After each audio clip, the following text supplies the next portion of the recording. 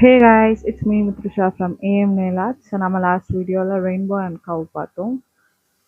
அந்த வீடியோட கண்டினியூஷன் தான் இது. இந்த வீடியோலயும் நம்ம லிட்டில் பிரின்சஸ்க்கு நெக்ஸ்ட் ட்ரா பண்ணது வந்து ஒரு டெடி பியர்.